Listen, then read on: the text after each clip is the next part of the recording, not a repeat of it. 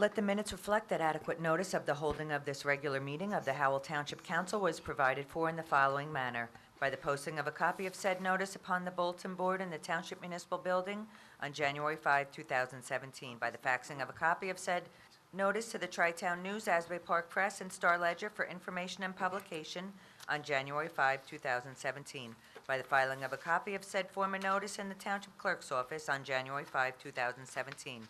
The public will be allowed to attend and will be allowed to participate pursuant to the Open Public Meetings Law. The public is reminded that civility and decorum will be maintained during the meeting. Any contracts awarded at this meeting or between now and the next meeting will be required to comply with the requirements of Public Law 1975, Chapter 127. In accordance with the Fire Prevention Code, be advised that this facility is designed with emergency exits for your safety. The locations are as follows. Upon exiting the meeting room, they are to your left and to your right. Furthermore, smoking is not permitted in the municipal building. Please take note that this meeting is being videotaped for possible future broadcast on Howell Television.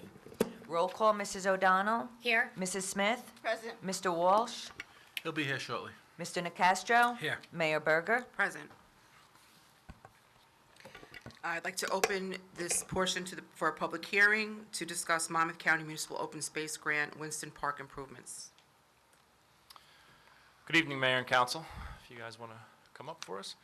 With us tonight, we have Ray Liotta, the Director of Landscape Architecture for Mazer Consulting, and Christina Reese, Landscape Designer for Mazer. We contracted with Mazer to perform all of the background paperwork and filing of a grant application for the Monmouth County Municipal Open Space Grant Program that we have a deadline of September 20th of this month in order to submit an application. So Ray and Christina, along with Kelsey Howard from Mazer, have been actively working on all of the background paperwork that we need to get this project completed. And tonight they're here to give us a brief presentation as required by the open space guidelines. So we will start off with an overall summary, and Ray and Christina will go through a PowerPoint presentation that we're going to have for you and the public.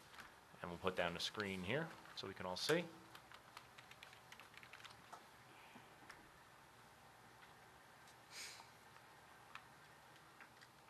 Okay, so as you know, right now the project is for improvements to Winston Park.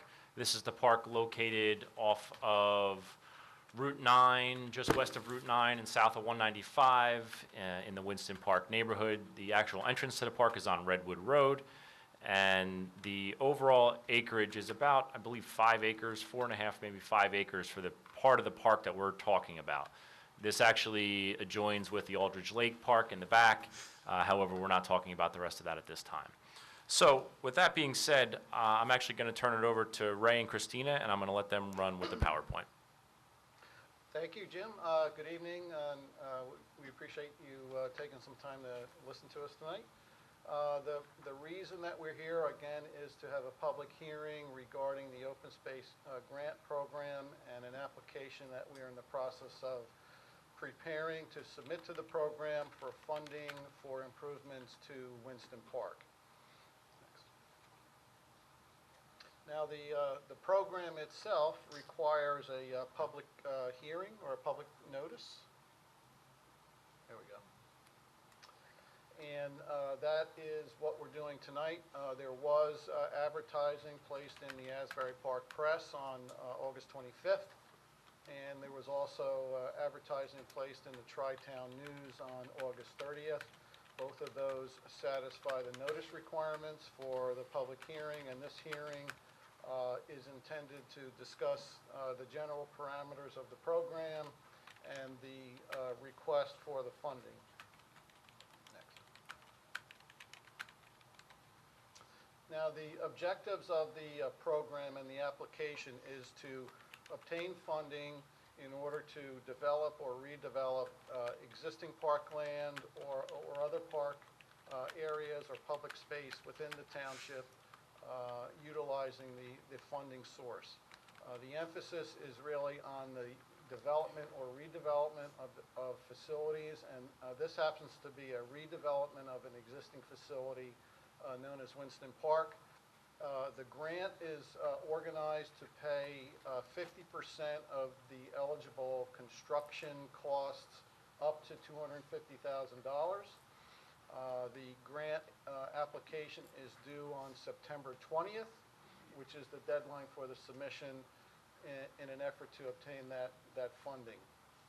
The other 50% of the money required to develop the project would be funded by the municipality, and those costs would be for construction-related items, excluding any of the soft costs, engineering, mapping, those kinds of things. So the project location, as indicated, is Winston Park. It has frontage on Redwood Road, and to the east is Maple Lane. And as Jim indicated, it's a little bit west of Route 9 and south of the 195 corridor. The park itself is much larger than the field area that you see as you drive by on Redwood now. But the development parcel is only essentially that field area. It has an existing softball, baseball field that is in the upper left-hand or northwest corner. The court itself, the basketball, or excuse me, the baseball is in the lower areas of the park from a topographic standpoint, so it's very wet. It's near the Toad Brook that traverses through the wooded area at the north end. There is a basketball court, and there is some assorted play equipment that exists. There's a swing set. There's a small spring toy, and there is a small digger type of equipment for young kids. Other than that, the park does not have any other improvements other than an existing gravel parking lot that's somewhat unorganized at this point in time. The baseball field, again, is not very well drained. And is underutilized. The infield area is completely overgrown at this point in time and is not playable. The overall park area itself is in need of a reduction in some maintenance, and the municipality is currently mowing the area about 2 times a month, and it's a fairly large effort on their part. We did speak to the maintenance folks when they were doing it one afternoon, and it's quite an undertaking to mow about 4 acres of grass out there, especially in the wet conditions. The next slide is an overall view, aerial view of the entire property, which is Lot 37, Block 93. However, the project site area is in the right-hand portion. It's the open field area. Details of the project scope: we are proposing to pave the parking lot and include some limited security lighting. The parking lot is planned in the 10 to 12 parking space range. We're planning to introduce some new play equipment and swing set to resurface the existing basketball court and utilize that facility in its current location. And the remainder of the facility is planned to produce some educational rain gardens and an arboretum for passive recreation, primarily in the rear 2/3 of the park. Community garden and or meadow plantings are conceptually planned.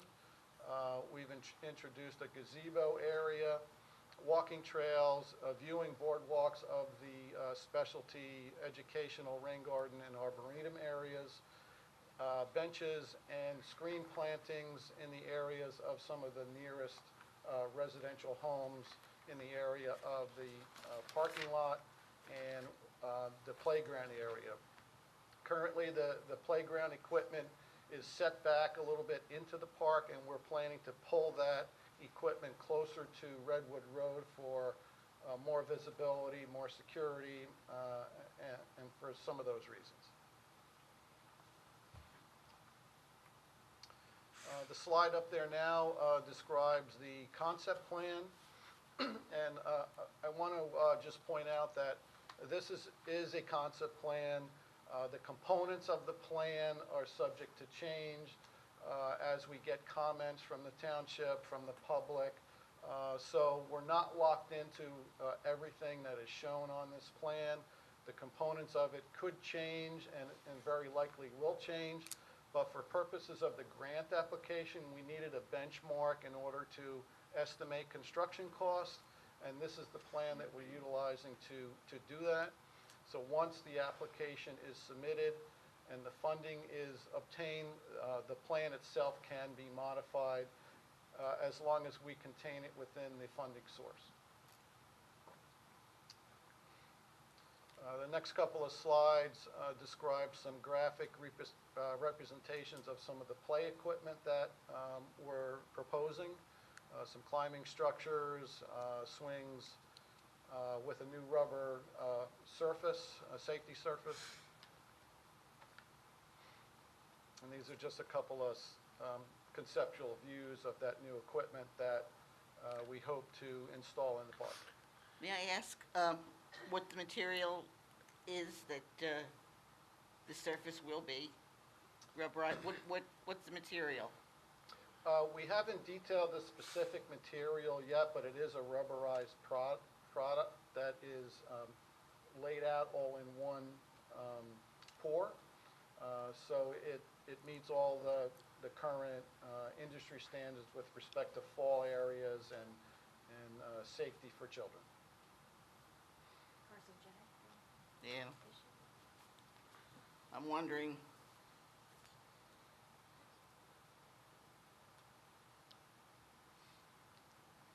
before it's completed, can we have an analysis or a description of what the material is made from, where it comes from, how they make it? Absolutely, yes. Thank you. Can we move on? Yep. Go ahead. Okay, so the conceptual plan, we estimated the total construction cost at about $500,000. And as I indicated earlier, the grant request would be for 50% of that amount, that construction amount, with the township share being the other 50% plus any of the softer engineering costs. And that's essentially the presentation on what the intent is. And if there are any questions from the council or the public, we'd be happy to entertain them.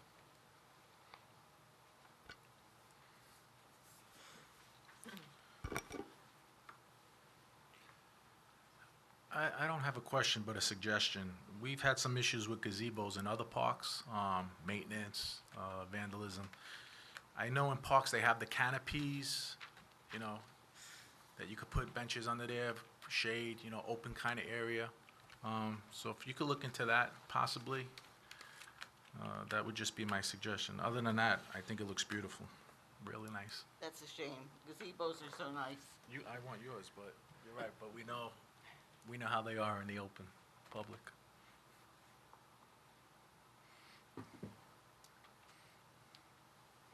So did you say the engineering was not included in this fee? That's correct, because the grant money only funds construction costs. So any engineering or soft costs such as surveying, mapping, permit requirements that may be necessary for development in this area, soil erosion, wetland permits, anything like that that might be necessary. And the actual plan development would not be in that cost. So it's not in the 250, but could it come out of our 250? Yeah. So it's not an extra in addition to the 250? No, it is in addition to the 250. It is in addition. Yes. Yes, yes, ma'am. So it's 500 plus. X. Correct. That's the way that grant program works. That's the only option. Yeah, the grant does not allow for soft cost funding. It's only construction-related costs. On either side. Yes. And please. You have there's about 12 parking spaces projected at this point? Yes. Okay, so, and that may well be enough, I'm not questioning that. But I am happy to see the equipment, the playground equipment come further toward the area with better sight for parents and whatnot. Although I would knowing that that probably is one of the main concerns for moving the playground equipment, it would seem to me that having some of the sitting area should be in that vicinity as well, so that the parents are actually sitting there with their children. Although it's lovely to have all this sitting in the area near the rain garden and the plantings, I think that maybe we have to pull some of that out and have the parents closer to their children. Isn't there 2 benches shown at the There playground? are some benches around the playground area. It might be hard to see on the small scale, I apologize. I guess, Okay. Looks you like see, Mel, you see the little, There definitely are some benches, also adjacent to the swing proposal area. However, we will note those comments and we'll address those with as the design gets further if we get the grant awarded. One of the other items in the plan that I neglected to indicate is that we're proposing some fencing along the frontage of Redwood Road to separate the street from the playground area, and also separate the parking lot from the playground area and the rest of the park to the north. So there is fencing in the plan. Good. So I'm going to go back to the financial piece, I'm very sorry. That's all right. But do you have an estimated cost of what the soft costs will be? Like an estimated? We didn't ask him for that yet because we Okay. don't know what the design will entail.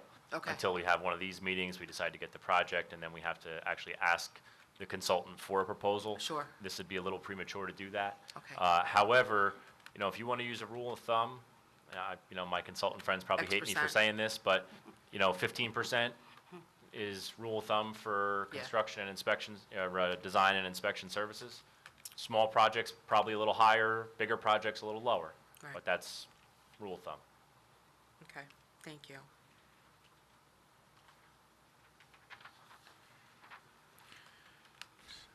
Jim, item number 25, 4-inch pipe perforated. So the plan is also to do some drainage work in this park, correct? Well, that's one of the biggest problems with this park. It's extremely wet. When Ray was mentioning before that Public Works has a hard time mowing, well, that's because they bury mowers up to the axles out there because it is so wet all the time. So what we suggested is that we're going to put some perforated pipes underneath the playground equipment themselves, as well as maybe over near the basketball court. There's some pretty swampy areas right now that don't drain very well. So there's a drainage system that actually goes through the park, and we were planning on tying in some of those perforated pipes to kind of absorb some of that groundwater and get the real swampy areas a little bit drier for the areas out in the front between the basketball court and the parking lot, let's say. But that's one of the main reasons why we don't feel it's feasible for the baseball, softball field anymore, because the field's just so wet that we can't use it. And, I've spoken to the Public Works Department and the, parks people that have maintained the fields for 30-plus years. And, from what they're telling me, this field hasn't really been used on a regular basis in 10 years because it's just so wet that it does not allow play to happen out there. So, to go the other direction and put, potentially hundreds of thousands of dollars of drainage pipe beneath the entire field to try to make it usable when we have so many other large fields like that around town, it probably doesn't make sense. So Mazer came up with the idea of maybe doing some rain gardens, some meadow plantings, things that are hopefully lower maintenance. Everyone hears rain garden and says, oh my God, I can't, we're gonna have all this maintenance. Well, yes, there's maintenance, right? But if the maintenance is, say, twice a year, we have to go in and potentially clean out any debris that's in there versus having 2 guys mow and weed whack the entire field all day long for, twice a month, the maintenance is less on doing the, twice a year clean out. Won't the rain gardens help the drainage? Well, the rain gardens are really there to kind of almost promote like a wetland type of area, so you put special wetland plantings in there, help kind of absorb some of the other groundwater, and it helps filter the groundwater in itself. So it's not a bad thing to have, it's just there is some maintenance with it. We have to understand that DPW has to do some work, and we can't just forget about them. Right, definitely. How- Will the open, will there be some open space, the ball fields would, I understand the reason for removing the ball fields, but, There used to be a P right? an open place where dad can help the Little League son practice tossing a ball around, or soccer, or something like that? Ray, if you could, all the light Yes. green areas, right, those are potentially some grass, or what do Yeah, we have here? well, I'm going to use my laser pointer to kind of Fancy. indicate where some of those areas are. And the way that we envisioned this was, some of these lighter green areas are essentially just lawn areas. And we felt it was important to leave some fairly large spaces like that open for just that. Throwing a baseball around, a football, a frisbee, or just to put a blanket out, have a picnic, spend the afternoon in the park, that kind of thing. And it's a fairly large space. You know, if you've been out there, this back portion is roughly 4 acres, so it's a big parcel. So the thought was, as Jim indicated, taking some of these rain garden areas and using the conditions that are out there and produce something that is aesthetically pleasing. It could be educational in terms of signage that we can put up about the kind of plants are there, the hydrology, maybe do some educational things, as well as the arboretum that we can build with various types of plants that are native and consistent with the type of conditions that are out there, and then turn the really wet ball field area into just a meadow area that maybe gets mowed once a year. So we're trying to utilize the existing conditions, but still provide passive and some minimal active recreation places, as well as allowing for the active playground equipment to be closer to the road, so it's more inviting for parents and children to be there. I'm sure this is probably going to just be considered minutia, but people that want to walk their dogs in this area, will there be designated areas or anything like that if someone wanted to bring their dog?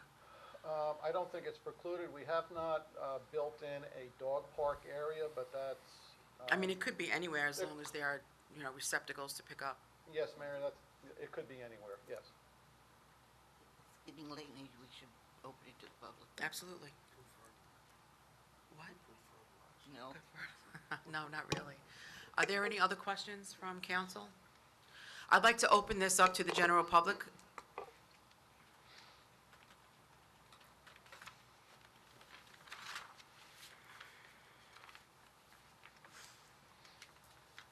Hi, Joan Osborne, 28 Bronia Street, Howell. I have a couple questions about the cost and the funding. Mr. Herman, you indicated that the cost at this point is estimated to be $500,000, and the county's grant would provide half of that? That's correct. Okay. In the other funding would come from our open space designated tax fund? We haven't determined that yet, but yes, that would be a logical choice for some of that funding. Okay, and you indicated that about 15% would be considered soft costs for engineering.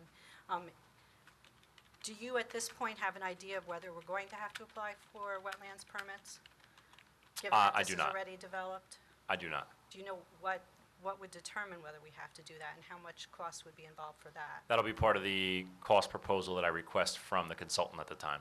And I will ask them to do a review during the proposal process and provide me with everything based on the mapping of the wetlands, any riparian buffers, anything like that, and that'll be included in their cost to address.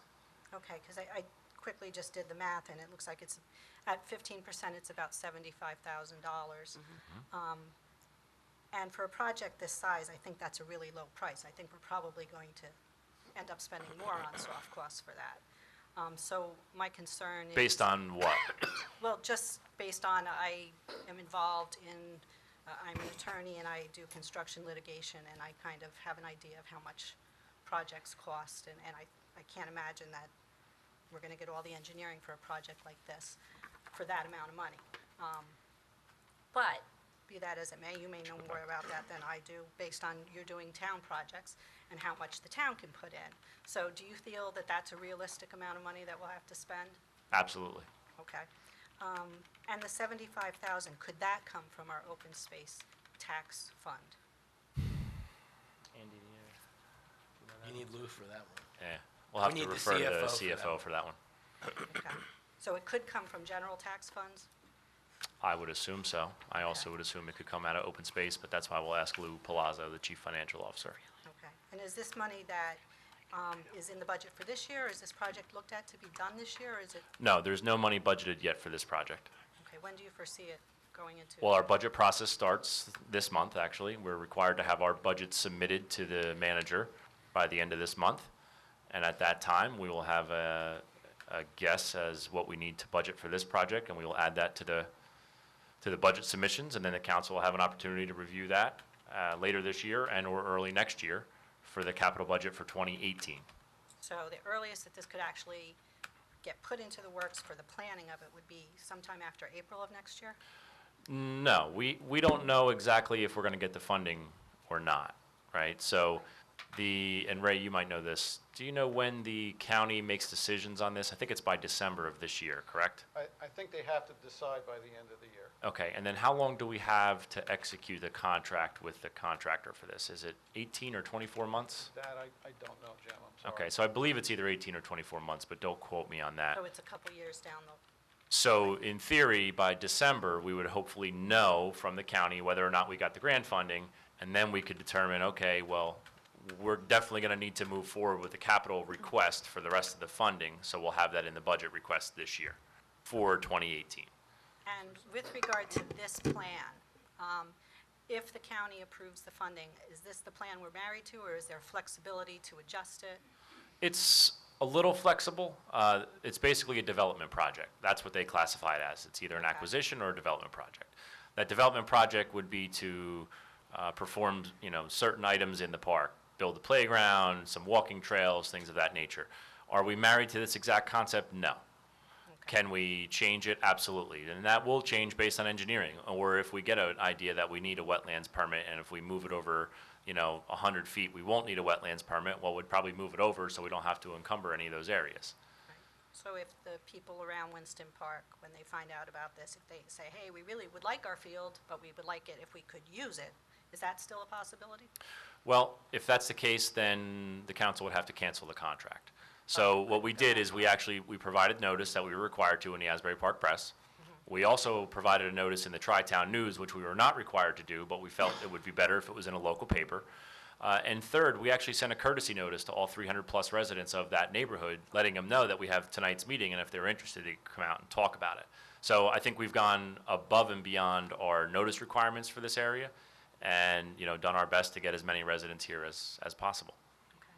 Because I did hear from one resident in the area that it hasn't been used, as you've indicated, like in 10 years, because it's been underwater, but I don't necessarily know that that means that they wouldn't use it if they could. The type of neighborhood that it is, it's a starter neighborhood, basically. There's a lot of homes for young families, so I don't know if they would use it if they could. From what I understand, this was a beer league softball field that was used by outside teams that came and had an area to go to play in the middle of the park. I don't think it was mainly used by the local residents. I think it was more of an outside league that came in to use it. Now, not saying the local residents didn't use it, but what I'm saying is the people I do know that were using it, it was a beer league softball field. Well, years ago, before Soldier Memorial fields were built, a lot of girls softball teams did practice over there. And the league games weren't actually there, but there was a lot of practice games there, a lot of practice time there, because they had to play all over until Soldier Memorial was built about 10 years ago. Right. So, Okay. and just so you know, we don't have to if we don't want. I've already checked with Lou. I've been talking with them about our farmland preservation or / passive recreation, the money, and we have a couple $1 million in there right now. We are looking to preserve some other farms Councilwoman Smith's been working on, and Deputy Mayor Castro, and I think the mayor's been involved with some of that, but there is money in those funds right now where we wouldn't have to bond or borrow money to do a project like this with matching money. Even with the soft costs, or do you know about whether the soft costs be included? The manager and the head of community development would handle all of that. Okay, I'll follow up Just to with give that. you a comparison, you're talking about $250,000 for construction, $75,000 for design and construction inspection. My capital budget this year is $7.5 million. So it's minimal compared to the overall capital budget that we do every year. So $75,000, while yes, is probably a lot to you and I personally, that's the price of doing a project like this. So I don't we think have it's to, that we much have for to a expend those project like costs to this. do that. I just hope it's realistic for a project like this, because if it's not in designated funds, but I mean, like you said, we could get it into the budget for next year. All right, thank you. Thank you. Thank you. Anybody else?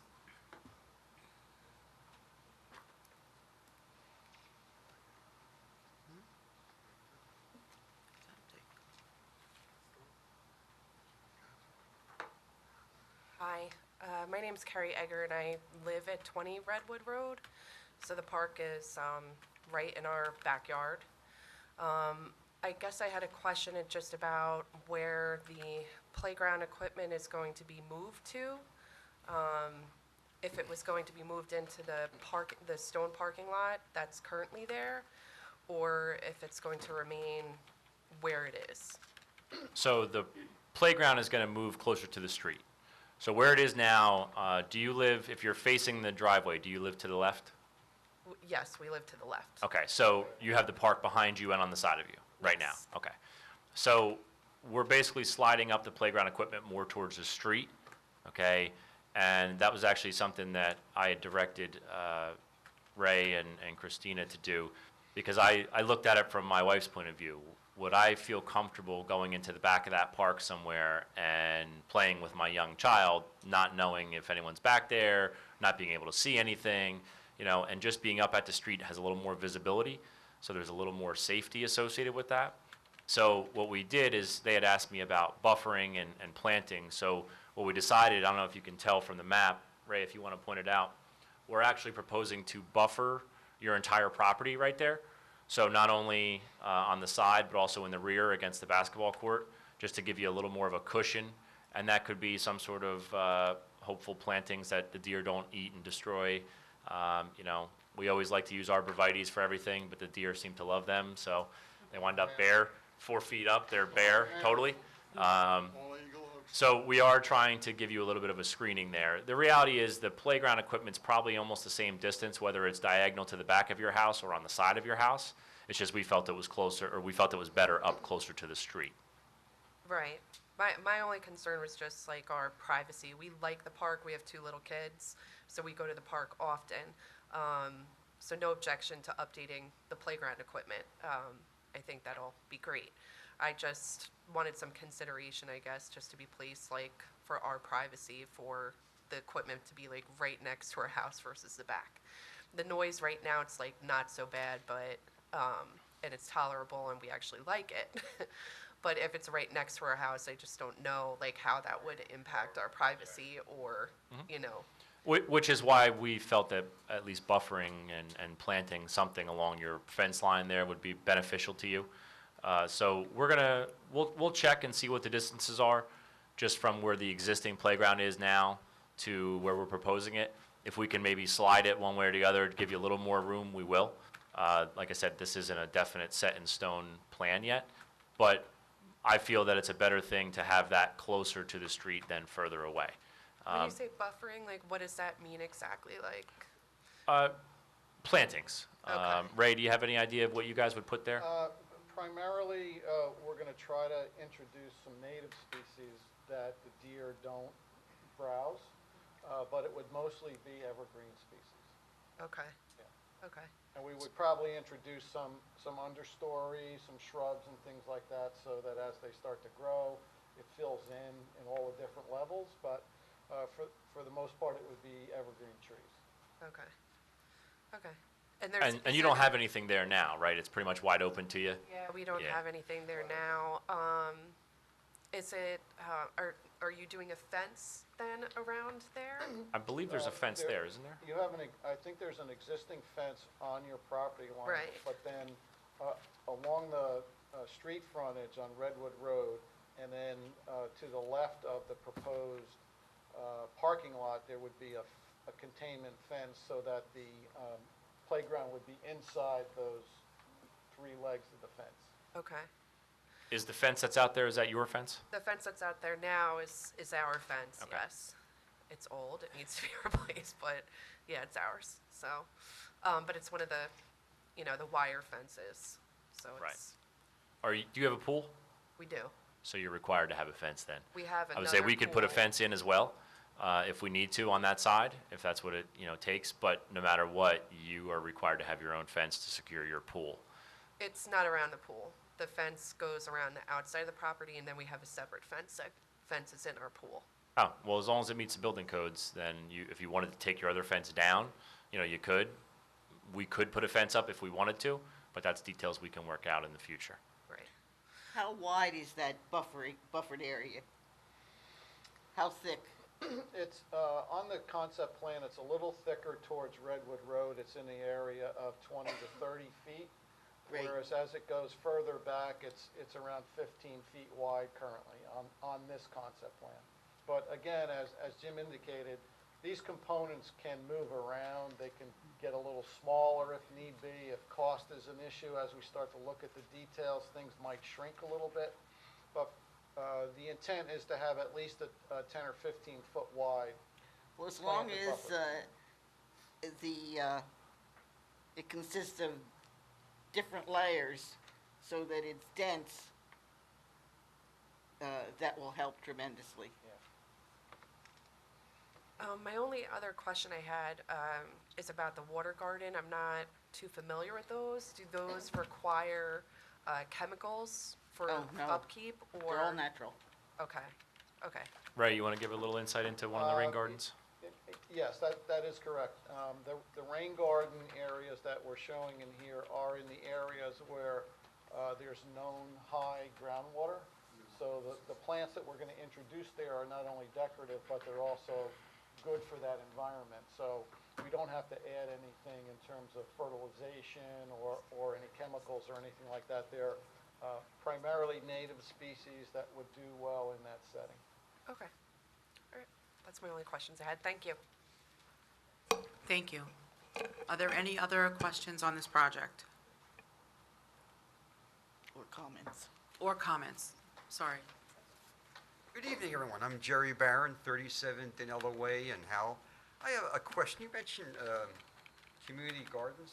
Where's the water coming from? It's only a concept at this point in time. We haven't really delved into all the details, but the purpose of the plan was to throw ideas out and to see what people liked, what they didn't like, and then ultimately the plan will get developed based on what is desired. You have any thought where the water would come from, though? Would we have to put in piping and sewers and everything, or hook it up to New Jersey Well, water? a community garden would typically just use a very small hose bit. If you're talking about a small area where somebody manages who gets to rent the space, say, to plant some tomatoes or a garden for the summer, and typically in a setting like this, there might be a small water line run in from the street, but that, again, it's an idea. It may not survive the plan. Was it a cost, or just? Because nobody wants to run it. That was my next question, who's going to run it? Well, we are proposing it, but if we don't get any buy-in from the community that say we want to do it, we want to run it, then we're probably not going to build it, or we're probably not going to set aside that space. We'll probably have some meadow plantings or something else to fill in for that. So, the water question's a little premature right now until we get a little better feedback. If we did need to provide water, we'll do probably similar to what we did for the Howell Organic Garden up on 524. Bring a water service in by New Jersey American for a little hose bib and call it a day. But we do need some sort of community buy-in in order to move forward with that. I'm sorry, Jim, is this near a school anywhere? Is there a school close to it? No? No. No? When you sent the letters out to the individuals in the area, did you mention about, Would've been a good is anybody interested in the community garden? I forget the exact verbiage. There was so much going on in my head right now, I can barely remember what I'm doing today. Yeah. It might have been nice to have mentioned it, because who knows if there's any interest in it. Well, we can always send out a survey, a quick letter survey is asking for people to respond as well. If we want to get to that level of detail, we can do that. That's not a big deal. Actually, the suggestion up here was maybe Boy Scouts or Girl Scouts. might be interested in a project like this. Not a bad idea. All right, thank you.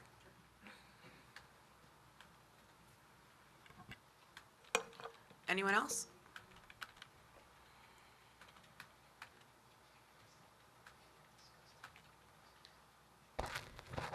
Elizabeth Noskevich, 150 Maxim Road. I'm speaking on behalf of the Lake Restoration and Wildlife Management Committee. We submitted a letter today. We got a little confused. We thought it had to be in, if we wanted to send a support letter by the night of the hearing. However, I find it isn't, but I'm assuming Mr. Herman got it. I did. I received it this afternoon. The Mazer. So we just want you to know that we feel it's a good idea. There's not much on the west side of Route 9 in the way of recreation, and I think it'll be an asset to the community. My only fear is I don't want to see it made into a really nice park and then neglected. I mean, we have had a wonderful archery range near Aldrich Lake years back, and it just fell by the wayside with vandalism and no maintenance. So once this is installed, I would like to see it kept up, which is not really an easy task these days. So we just wanted you to know that you had our support to go ahead with this because we thought it was a good way to go for the grant. Thank you. Mayor, if I could add one thing that I neglected to say earlier. As part of the grant process, the minutes of this meeting are going to be developed and put into the application that goes into the county. So they will have the benefit of hearing what the comment is.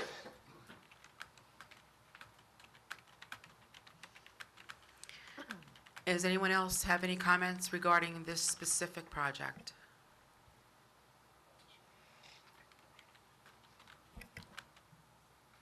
Yeah, Don Smith, 54 Vanderveer Road. As a past longtime member of the Environmental Commission, I was really quite happy to see the proposed rain gardens here. The DEP has touted the rain gardens as an effective and beneficial way of controlling stormwater. And to the best of my knowledge, we do not have any located in Howell Township today. So this would be a good learning curve for the township. As Mr. Herman pointed out, there are going to be maintenance issues with it, and I believe there'll probably be mainly, as he stated, debris that blows into that area. But you're going to find that with any kind of detention basin, stormwater management control. It's always debris that clutters it up. So it'll be a good learning curve for not only the township, but for the planning and the zoning board. They can observe how this works maintenance-wise, and perhaps we can even use more of them. As far as the gardens go, the community garden, I think it's been pretty well stated that that's going to be up to the residents. I did happen to see a copy of that letter that went out, the courtesy letter to those residents, which I thought was a very good idea because this is really their park. And it's been neglected for so many years, and now's a chance to make it right and start fresh and maintain it. But you have to have the backing of the community to do it. And I think they should have a lot of input into the final design stages of this. They're the ones that are going to be utilizing it. I don't think you're going to see people coming in from other ends of the township and all. I think they can benefit from it, but also they can suffer from it too if it's not done properly. And that's really all I want to get across.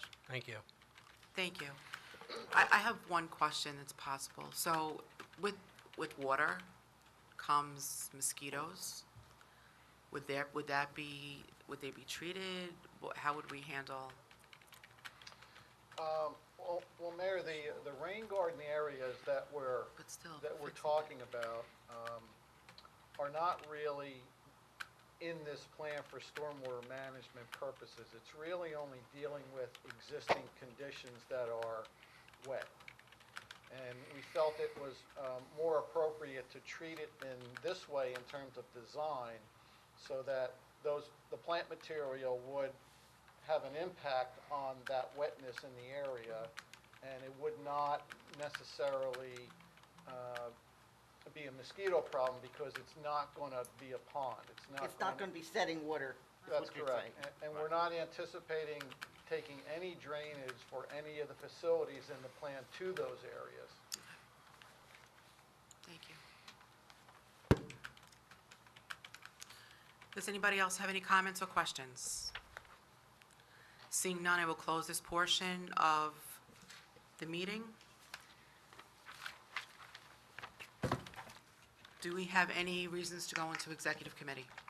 Penny, do you want to do a straw We poll do. vote? Oh. Yeah. Okay, I'm going to take a straw poll just to confirm that you're in agreement with the application project. Oh, excuse me, I'm sorry. No, it's okay. Well, it's just to submit the application. Oh, to submit the It's application. not on the right. It's not on the subject Well- of Winston Park? It is, yes, Okay. absolutely. Does everybody understand? Great. Roll call. Mrs. O'Donnell? Yes. Mrs. Smith? Yes, Mr. Walsh? Yes. Mr. Nacastro? Yes. Mayor Berger? Yes. Thank you. Good to go. Thank you, guys. Thank you for Thank you coming. very much. I appreciate it. Thank you. Don't run away. Hold on.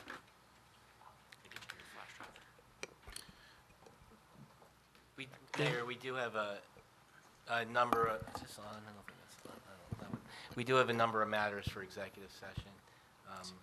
Thanks. We have, do you do the resolution, Penny, or should I just list the matters? You're going to list the items, Then and then you- I'm going to read Got the it. resolution into record. Then so we have PBA negotiations, congregation Colel litigation, Mount Laurel litigation, the Mackenzie House, and McKelwee, MCELWEE versus Howell. Those are the matters we have. Okay, I'm going to read the executive session resolution. Whereas the governing body of the Township of Howell is authorized pursuant to NJSA 10:4-12 to exclude the public from that portion of the meeting for purposes of discussing specific matters as permitted by NJSA 10:4-12. Whereas the governing body of the Township of Howell intends to discuss certain matters which are deemed confidential pursuant to NJSA 10:4-12. Whereas this time, the governing body of the Township of Howell cannot determine the time when a discussion to be held in executive session will be made public, but will disclose the minutes of executive session when the need for confidentiality no longer exists. Now therefore be it resolved by the governing body of the Township of Howell that this meeting shall be adjourned to an executive session and the public will be excluded in order that the items previously listed. Upon reconvening this public meeting, the presiding officer will announce, if possible, the time when and the circumstance under which a discussion conducted in executive session will be disclosed to the public. motion to go into executive session. Second. Roll call, Mrs. O'Donnell? Yes. Mrs. Smith? Yes. Mr. Walsh? Yes. Mr. Nacastro? Yes. Mayor Berger? Yes, ma'am.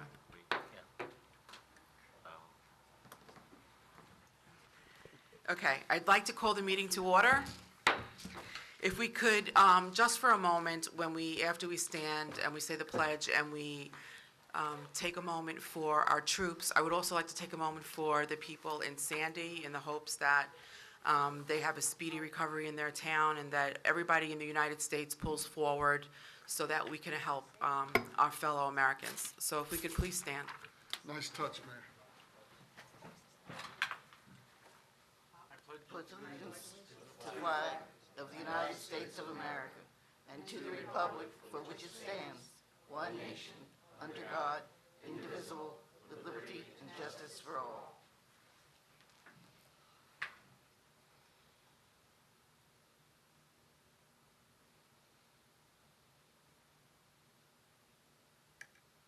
Thank you for your indulgence.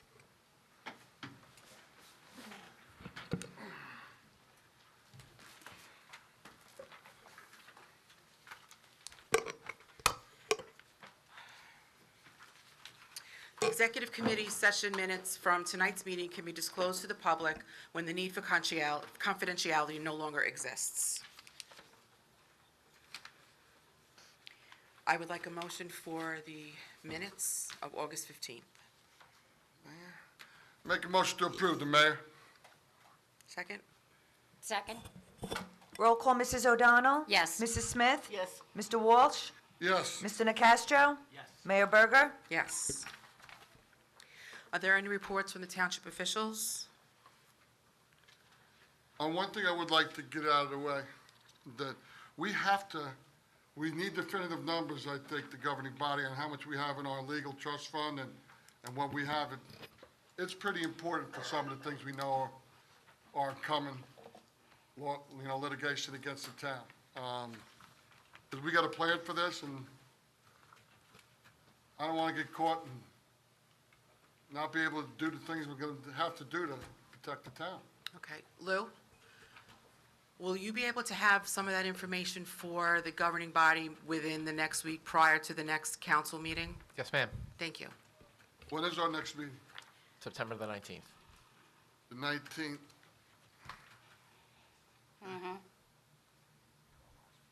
What?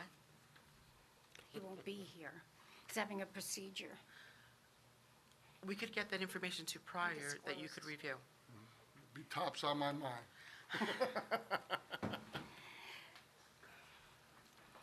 I also wanted to mention that it's Ovarian Cancer Awareness Month, so we're turning the town teal. As you see, we have some teal, and actually, Ms. Smith, you match. So just to put that out there for health, health information for the town.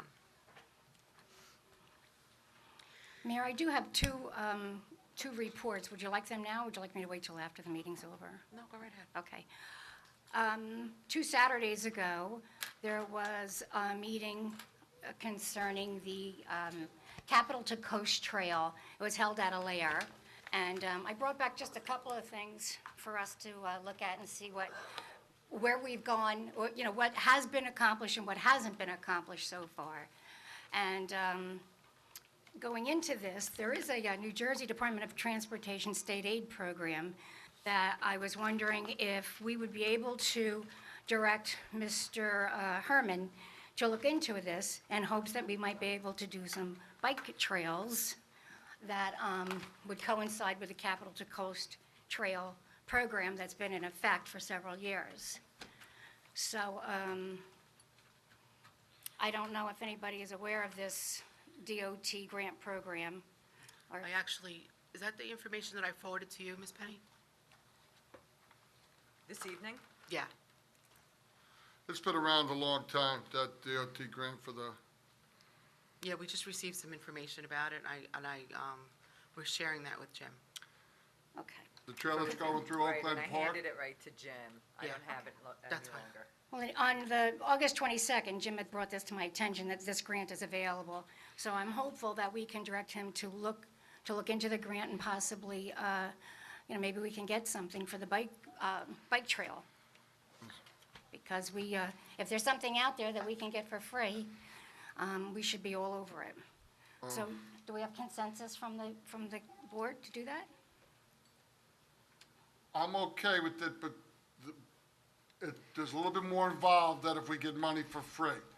I I'm think we saying- all know yeah. nothing comes for free in life. There may be match, just like there was with Winston Park. Well, there That's could be match, possible. there could be places where some people in Howell do not want it disturbed, that they want the trail to go through.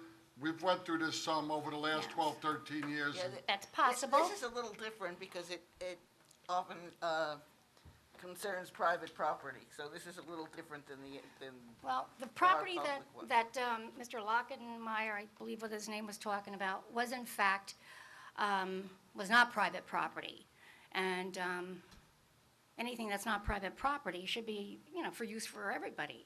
It shouldn't be locked into one group or another. That would be ridiculous. Well, would But it be if it's- fair that we have a meeting with 2 council members and maybe Jim in attendance to see all the details? Sure. I'm all for it if it's beneficial to the people of Howell, I need to know more before I Let's- vote yes for something. Which is what I'm asking for, Okay. a meeting to discuss that. I think it's a great idea. I don't know who's interested in doing it, but I would go again if no one else, if it's a problem getting two people to meet with Jim. But could we notify Mr. Herman tomorrow and ask him what day he would be able to meet with two people from the council? Penny? Yes. Thank you. If you give me the date, if I can go out. Okay, the other issue was, again, back in June, Mr. Charles Burke, who's been in the community for many, many years, had come to me and asked me about having a meeting about doing something more with our TV programming. And the mayor and I went to a meeting. We met Charlie, and he was talking to Mr. Mayfield and us that day about some of the things that are positive. And he is very big in getting grants and putting things together. His resume is outstanding. He did the League of Municipalities. I think he did 5 local governments. He's an adjunct professor.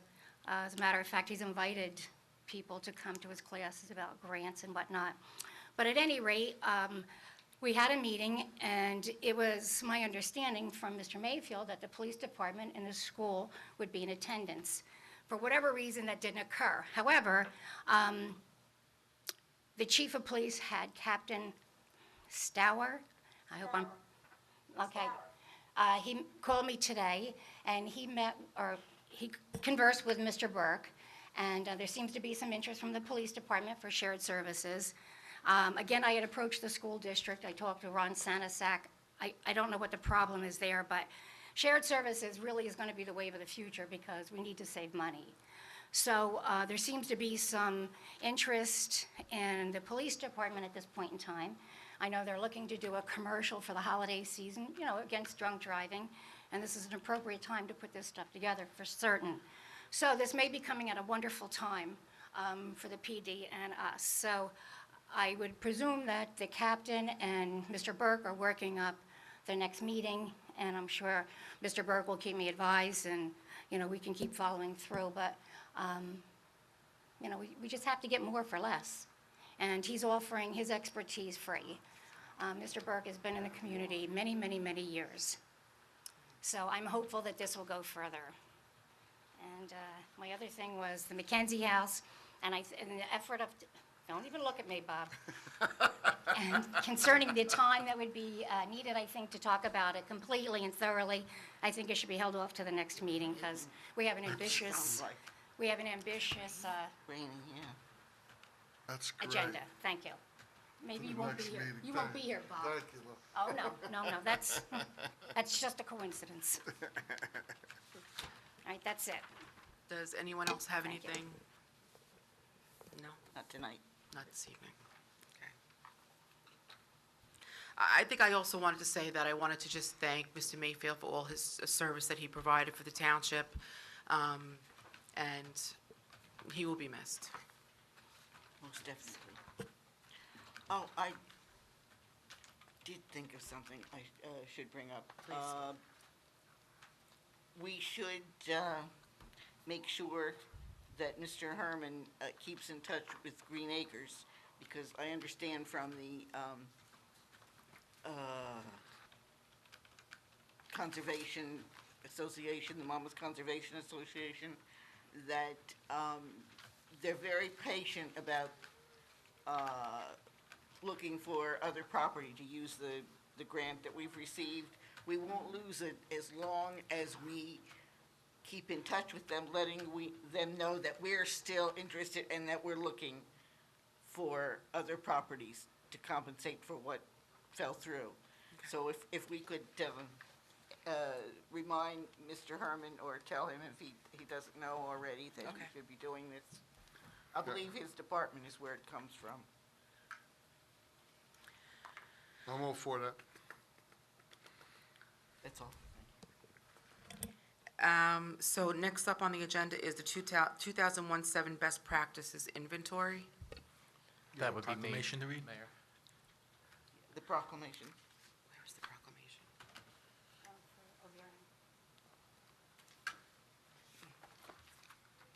I have it. so sorry.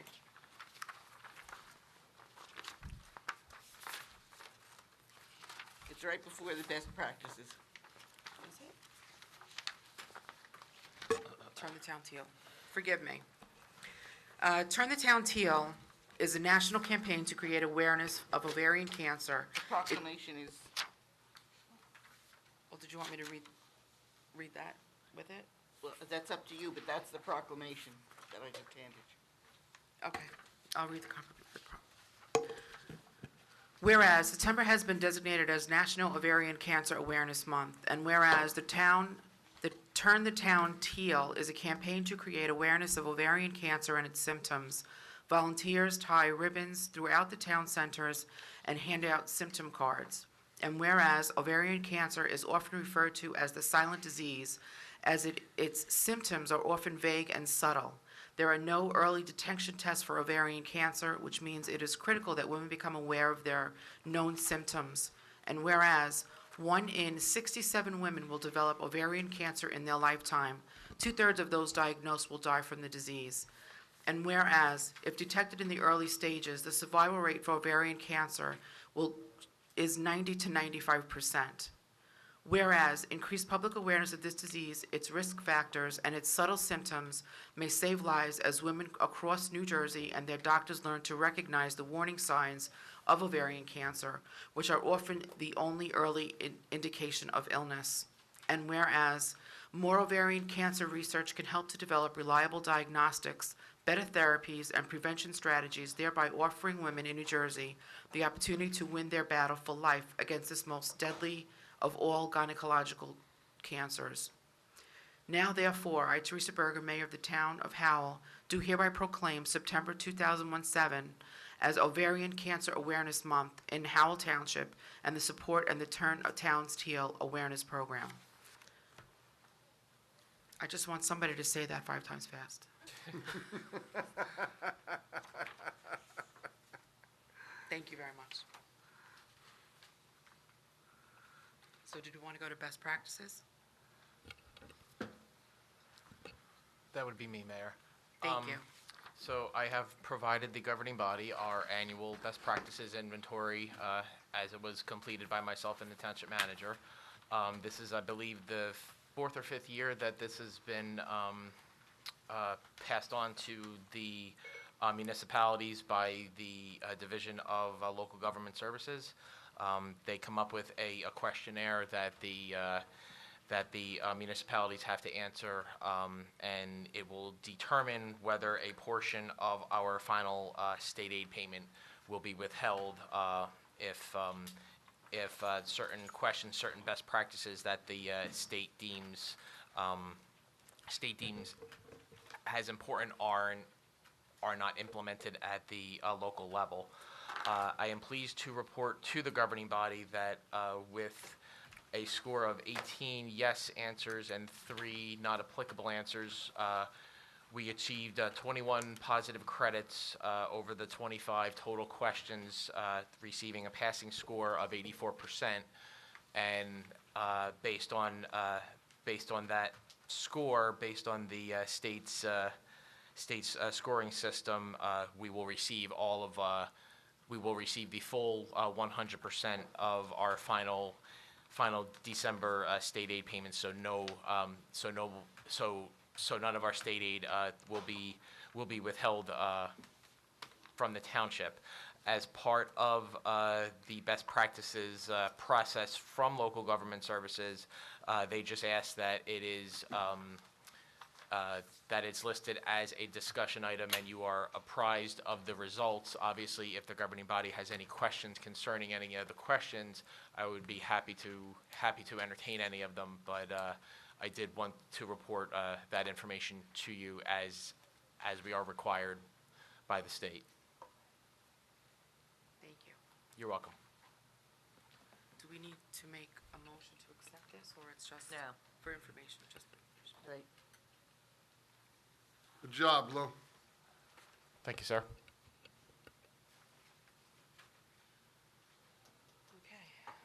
Okay. Now is the portion for public hearing. Do we have any? Thank you, Lou.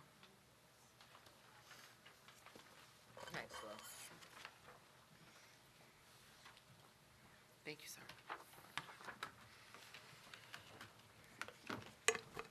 Okay, I hope I don't make a mistake on this last name, but I know I will. Elizabeth Naskowitz? Naskevich. Sorry, It's okay, everybody does it. sorry. Took me a number of years, it's okay. And my cohort, Don Smith. Okay.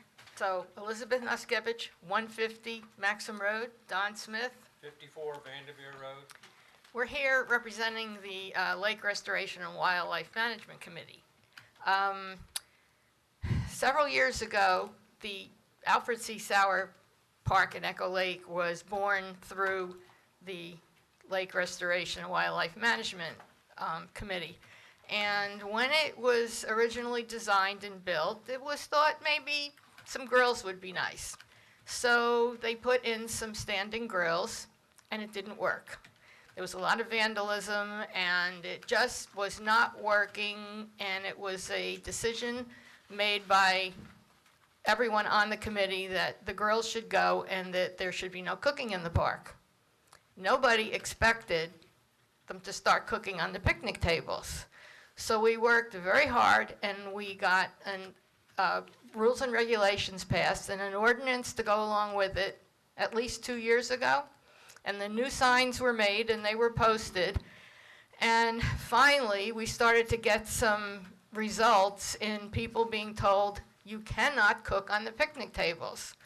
Well, there's been a whole hullabaloo, and I certainly hope that you folks are going to back us up and not go along with what was the most sensible thing to do. The thought of having people cooking on these tables and then dumping the charcoal under the trees or along fences or in the lake, and they're not only doing it at Echo Lake, it's being done at the Purple Park from what I hear. It's such a liability to the township, not only in the fact that all of this beautiful equipment was donated for Echo Lake and is probably minimum of double the cost to replace it at this point from when it was bought. But when you have little kids running around and people just dumping charcoal off, I personally know of a case, it was a private case, where a child came upon a pile of charcoal, fell into it, and there's been lawsuits all over the place. This kid will be going for surgery probably for the rest of his life on his hand. It just doesn't make any sense. We have the ordinance, it reads there's to be no cooking in the park. It's not the only park that there isn't cooking. Pack a lunch in a cooler and enjoy yourselves. Make fried chicken, salads, enjoy. But I hope you're going to back us up on this because we worked a long time to get this park safe.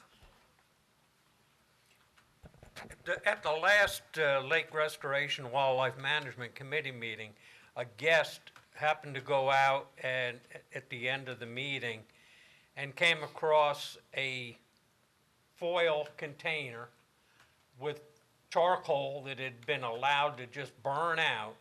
It had been sitting on one of the picnic tables.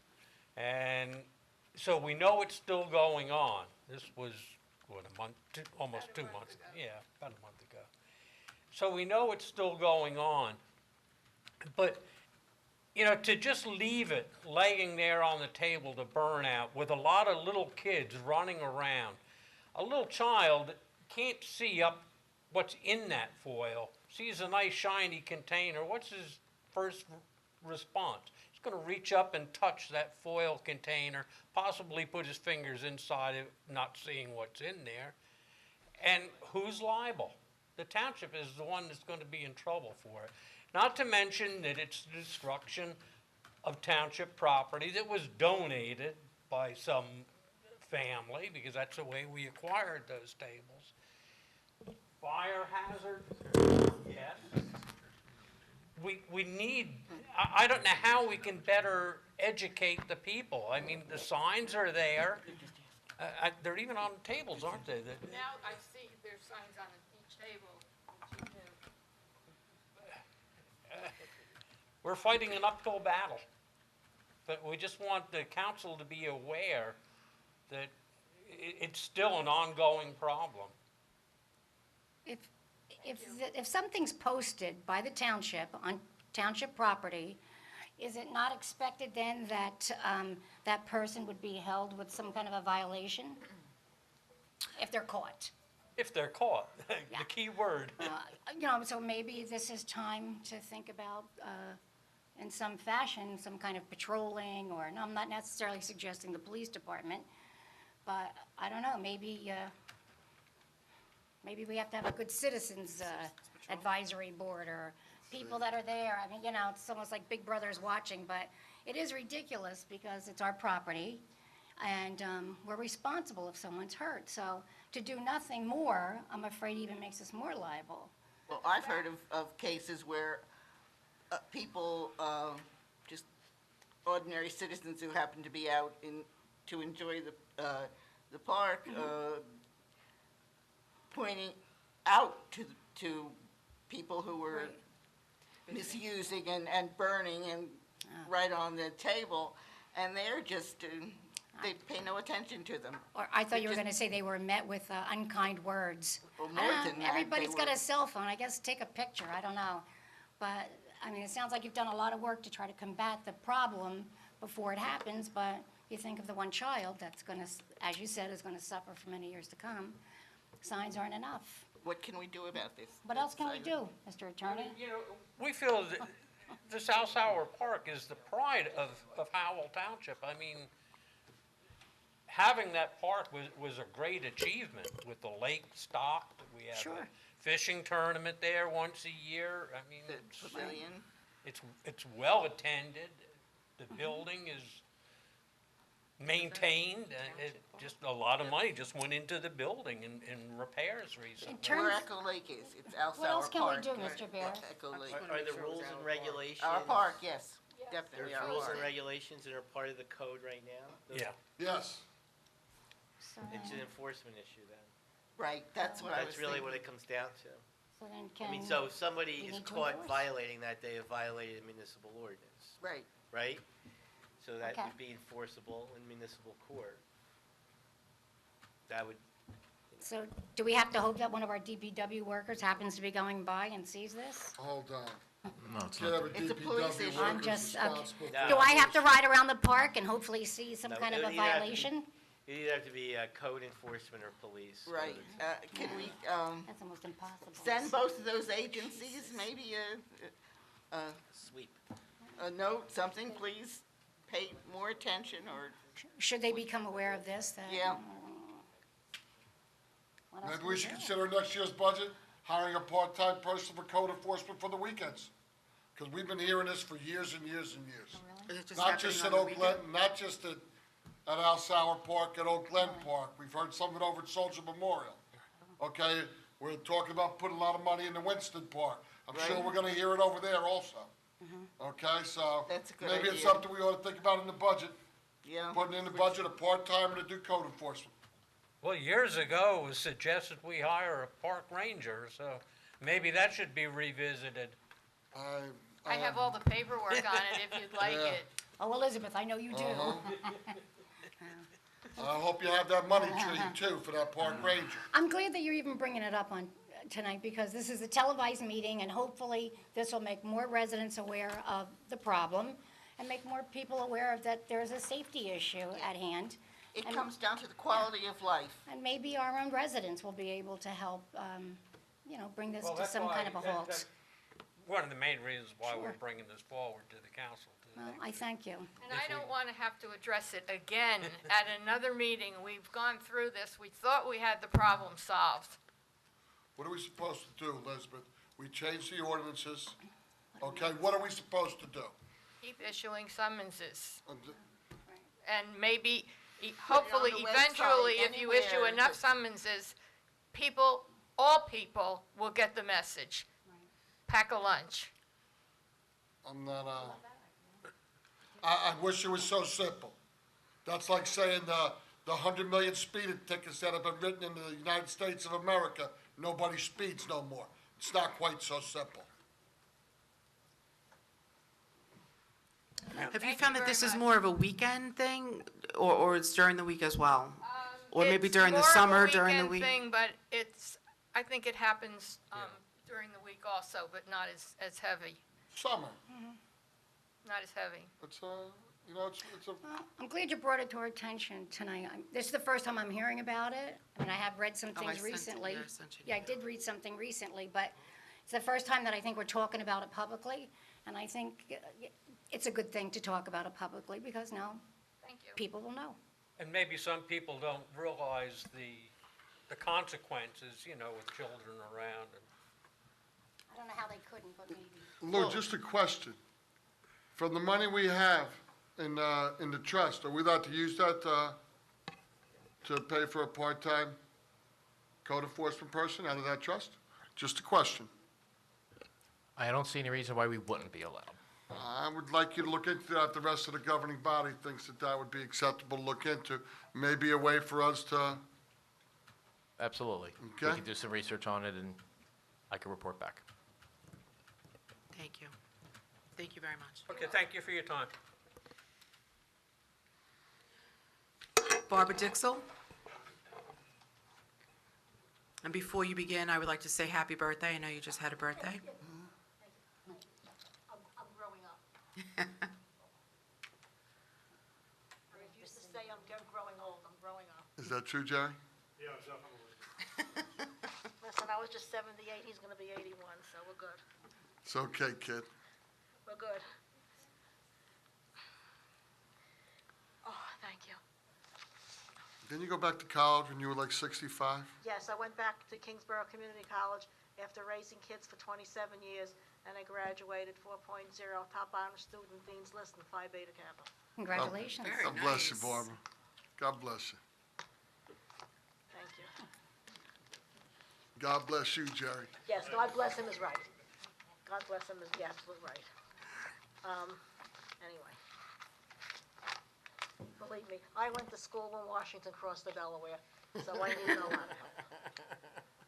I had to hire some tutors to get me through. I didn't know what algebra was if it hit me. I had to hire tutors to get me through the thing, to get 100% on the arithmetic and hope for the rest to pass the CUNY math test and hope for the rest on the algebra. Now, I haven't got a clue. Anyway, okay, I'm here tonight not to talk to you about any agenda items. I'm here tonight to talk to the mayor and council to readdress the original sale of Philadelphia Water Company to New Jersey American Water. And I am giving you enclosed copy of the sale. I have it. Jerry and I are the only people left alive from the sale of that company, 1999. It was sold. Judge Louis G. McAfoose III signed the order on January 8th, 1999. Like I said, I testified at the hearing. I went to the court case, and we're the only two left alive from the villages that was there. But I'm giving you the entire court case. What's the French company that bought that? New Jersey American Water. Wasn't there a French company that's the owner? In 2005, RWE in Europe bought American Water because they wanted an American company, thought they were going to make a lot of money. Well, guess what? They suddenly realized that they bought a bad investment, and they decided to dump it, and they didn't want it anymore. So they, and Food and Water Watch, the magazine for the industry, published an article at that time, in 2005, that it would take American Water 200 years for them to upgrade their infrastructure and put money into the company that they hadn't done before.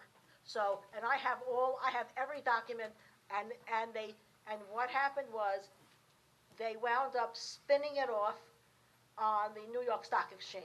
It's a wholly owned investor company. Again, it's on the New York Stock Exchange. But they spun it off from Europe, realizing it was a bad deal. And the person that, and it was never, ever on the American website. A gentleman that we all know, Abe Maggot, Fine, gentlemen. gave me, 93 Mariners Cove. yes, Abe Maggot gave me the symbols for the website in Europe, and I was able to copy every single thing off that website, and I still have it. Should anybody ever want to see it, I'll be only too happy to sit down with you. That's very interesting. Okay, what I'm here tonight to tell you, I'm going to read this. Adelphia Water Company was built and owned by Hovnanian when he built the villages starting in the late 1960s. He built the villages and therefore had to provide water and sewer to the villages' residents. However, the Adelphia Water Company was not well maintained and the infrastructure was not up to date, and there was a lot of very heavy debt. In January of 1999, Adelphia Water Company was sold to New Jersey American Water Company, who also bought the debt and the infrastructure. The village's residents were to get a 13% decrease and be brought into the general metered services rate that the rest of New Jersey American water ratepayers pay in the company's next two base rate cases. It didn't matter because the village's ratepayers under Adelphia Water were already paying high water and sewer rates because of Adelphia Water's debt. So even with a 13% decrease, we were still paying more for water and sewer. As of today, we are still paying more for water and sewer under New Jersey American Water than any other local community in our immediate area of Howell. There is no reason for it. With all of this being said, it is my specific request that the mayor and governing body of the Township of Howell have a formal meeting with the executive board of New Jersey American Water and the BPU, with me included and Richie Kleeman, the village's president, since I attended the trial and testified at all the hearings, and make every attempt to make New Jersey American and the BPU understand that the village's senior citizen residents cannot pay the excessive monthly water rates we are currently paying. The average monthly water bill in the villages could be anywhere from $50 and $100 per month and more. The court case was a long time ago, and there has been infrastructure and improvements put in by New Jersey American Water Company all over our immediate area.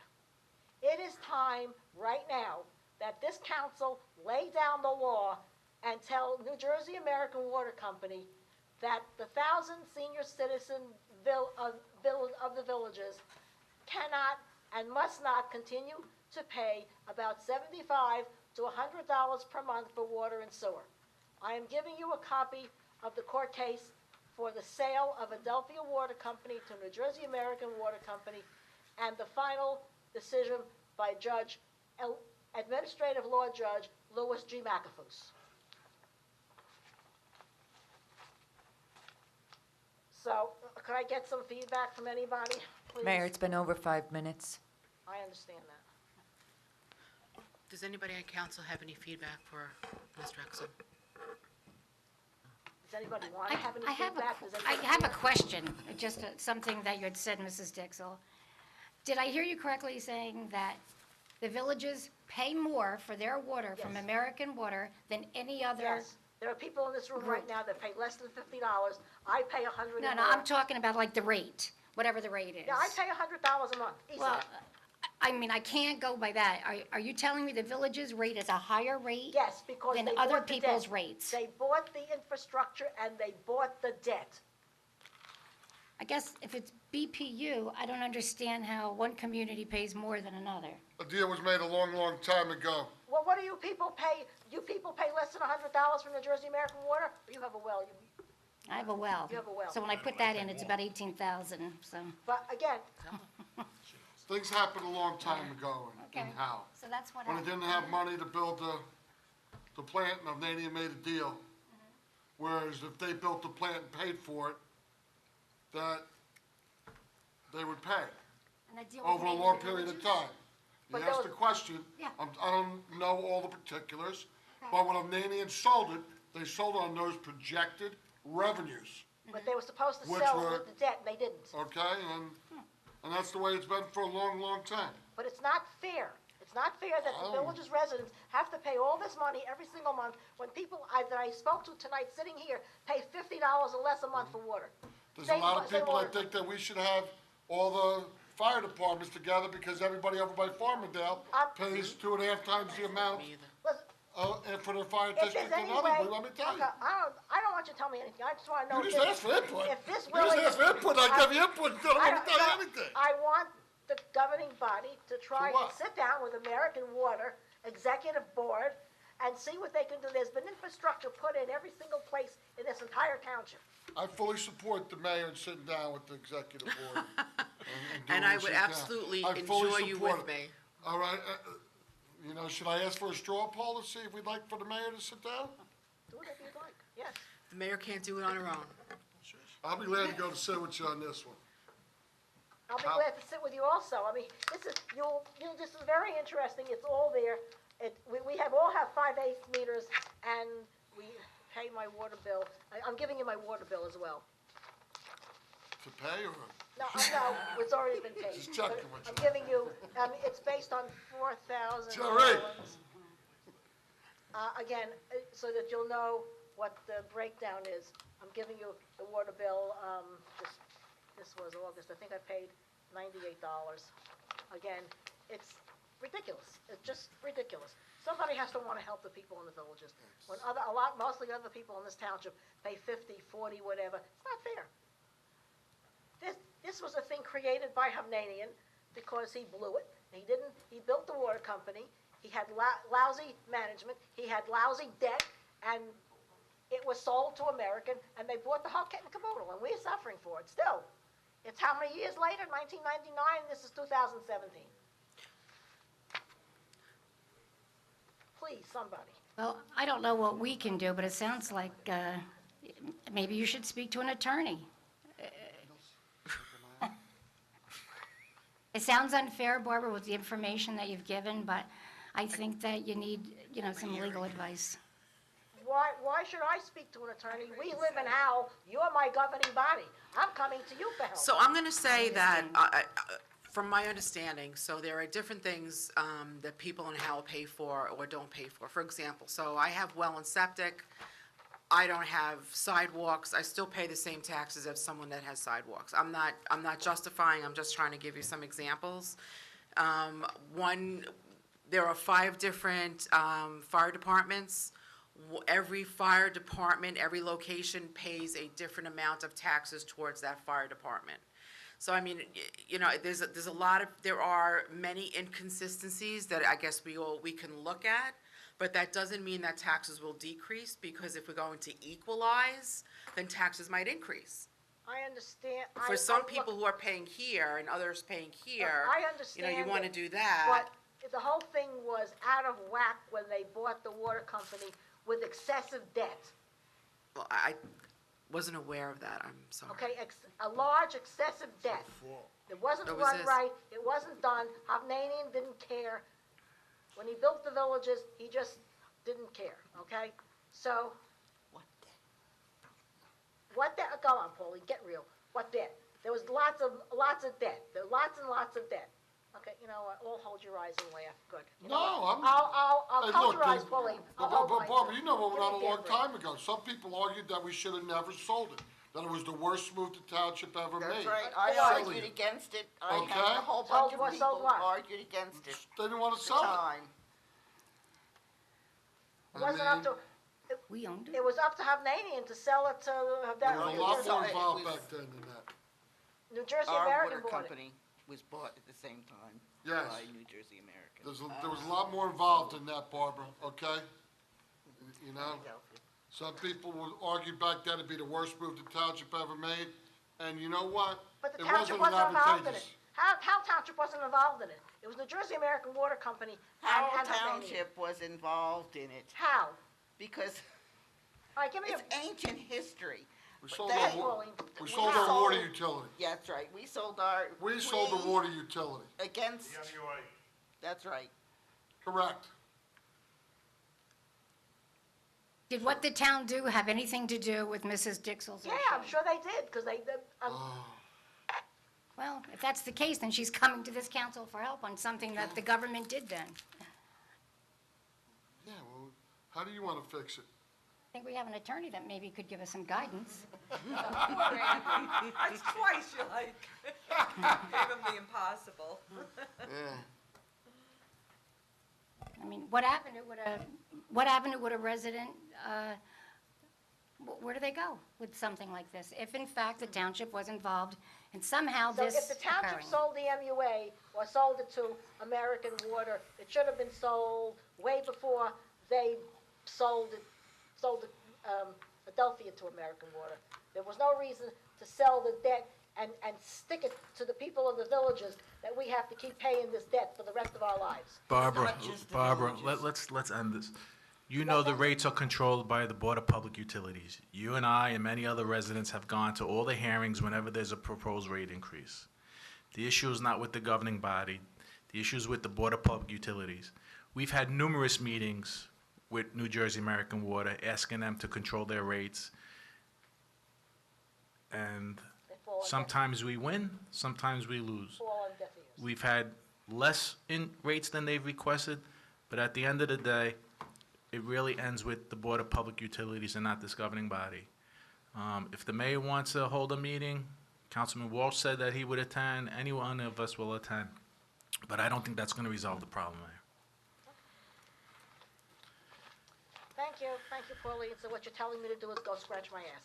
Go fly. I represent the village, I represent the 1,000 citizens in the villages. I'm the elected county committee woman, and I'm here fighting for my people. But you people don't want to know about it. That's not true. I think we're all sitting here listening to and coming up with, we're willing to go to a meeting. I want to go to a meeting with these people and see if they can get some of the infrastructure, get some of it lowered.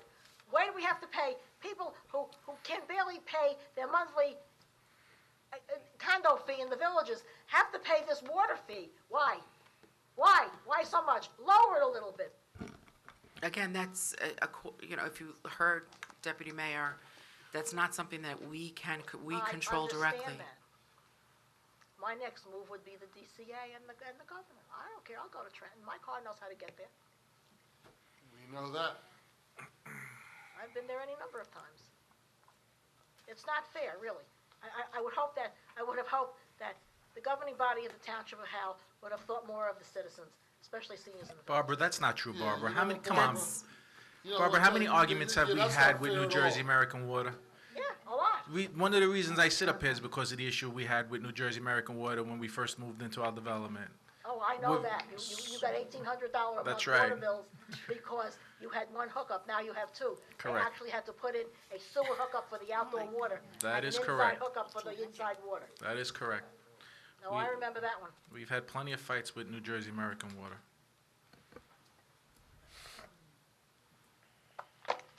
Okay, so what will be the verdict, or isn't any? The verdict is that, from what I just heard, both Deputy Mayor Nicastro and Councilman Walsh are willing to come with me to a meeting. Only two of us are allowed to go. Okay, Deputy I Mayor will- needs to go, I'll be glad to stay home that day. Bob, you did all that first. Want to be fair. I'll be glad to stay home that day. Well, I'll use a bottle and pick which one I want them to go. Okay, I also have, I'm also giving you the name of Robert Brabston. He's the counsel. All right, let me see, I have it here someplace. Robert Brabston, who is the counsel for American Water. I've worked with him for many years on water problems in the villages. He's a nice guy to work with. And I'm also giving you a copy of, his card, I have his card. And I'm also giving you a copy of testimony from April of 1999 for Carol Berlin of Richard Chabel's office. At the So you're time, going to who be was the- sharing that information with Ms. I'm giving it Ballman, to them. yes? I'm giving. Like I said, this is all well-written. This is all, the entire lawsuit and the entire sale including the fire department and every other thing that goes with it, and the other townships, but this is it, and I would appreciate it if I can go to the meeting. If not, keep me informed, because I would really like to know. We will keep you informed. And, all right, and so one more question. When are you guys gonna get a township manager and a lawyer to run these meetings also? I'm sorry? I said, when are you guys gonna hire a So there's an township RFP manager? out for both positions, and when we begin interviews, we will let everybody know that.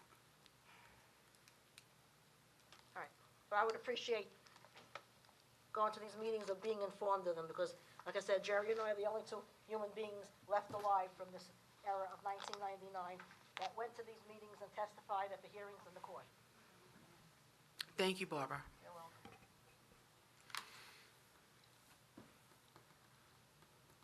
If anybody wants to see the European case under RWE, I would be more than happy to sit down with you over that one. Thank you. Okay, I think I'm gonna destroy this last name. Harry Angrasani? Forgive me.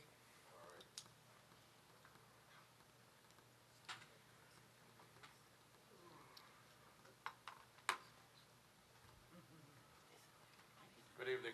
My name's Harry Angrasani. I live at 22 Maple Lane, Winston Park. I just want to talk about the baseball field. I missed it earlier. And thank you for Mr. Walsh for the traffic in Winston Park. It's beautiful now without all the cars going through it. Some people were very angry when we did that years ago. You know what I could say? Better than Yeah, 2,000, you better know, than 2,000 cars a day cutting through the development and someone getting hurt. I think it was about eight to 10,000 cars a day were going down. Officer Bishop, the one day he came through there, he almost got broadside. I know. It was worth it, very well worth it. Listen, I looked at it like you may save a child's life. That's it. Eventually, bad things were gonna happen. Yeah, That's eventually all. were. They weren't stopping, they weren't doing anything. And still, you got a few. It was a knuckleheads. cut through. Yeah, We know what it was, yeah. so. I seen part of the outlook for Winston Park. I think it's a waste of money. All it is a machine that they have to change. Using a machine that's way too heavy, that's causing all these ruts in the field that is holding water. In my back of my house, I got a lawn service, been in service for 49 years. My machine is 1,500 pounds, the same machine that they used 20 years ago, Mr. Lennon used to cut the field. And he never had an issue with the field. The field is always beautiful, never left a rut. Now the town's got this new big airplane machine that's leaving these ruts that get stuck, and of course the field's gonna hold water. Then he comes back again 3 weeks later, a month later, to cut the grass again after it's a foot high. More ruts, more water, more ruts, more water. Have to stop with that big machine, changed it around a little bit, the place would be nice again. But it was 20 years ago almost, well, 17 years ago when Mr. Lennon did it.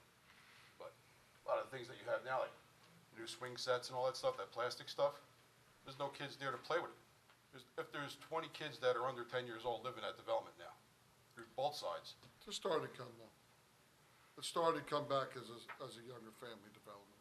It's starting. Yeah. It is. Yeah, but it'd be nice, but I could see, but a lot of that stuff, they're gonna ruin. Just like the last one that was there, it was graffiti to the gills. The old swing set that was there for adults and kids was a combination for both parents and kids to play. Now you got something for kids, nothing for the adults to play, the older kids. There's nothing there. See, I kinda agree with you there with what you're saying. I'd like to see like a bocce ball court or something like that for adults. May be a pretty good thing. There is gonna be a basketball court there. That is there still, you know, that's nice. You know, if they didn't hold water, it wouldn't be so bad. But they'd always, every 20 years, they repaved it and they ran the water off. So I don't know what, there's no way they're gonna stop the water. The water's always gonna be there. It used to be cranberry bog. So I don't know what $250,000 for all that? I don't know. That just seems like a waste. That's what I feel. No problem. I don't know, is there any other outlook for that? Is there any other? I really don't know. I mean, I missed the whole thing earlier, so. the proposal was brought to us by the head of community development, Right. Mr. Herman, who was here earlier. Yeah. He did like a half-hour presentation, pretty informed with some engineering consultants that we brought in to take a look at it. And Now we'll go from here. We're gonna apply for the grant and see where it goes. All right. Nothing's been finalized on what's gonna be done. I would imagine something will be done, though. Yeah. Anything about the deer that might be, Deer? deer live all in there, What about deer? that are running everything, that will come out? You know, we talked about them, how like what they like to eat, the arborvitaes? Yeah, I mean, over Eagle Oaks, they have them 4 feet high. You can see where the deer were. Look like popsicle sticks. They do, I know. There's lots of them back there. Well, what are you gonna do? Feed 'em. There's deer all over Howell Township. Yeah, I It's one of the beautiful things about Howell, deer. Yep, I know. All right. All right, that's it, that's all I can say. All right, you guys have a nice evening. Thank you. God bless you. Actually, I also think that the planning for that park, sir, Yes. the planning for that park was looked upon due to the high water tables there. Everything's gonna die. Everything's gonna die. Well, but I'm in business 49 years, lawn service. Whatever you plant in that back there will die. I'm not gonna say I'm gonna kill it. Well, I hope not. If you look, I live, the baseball park's right in my backyard.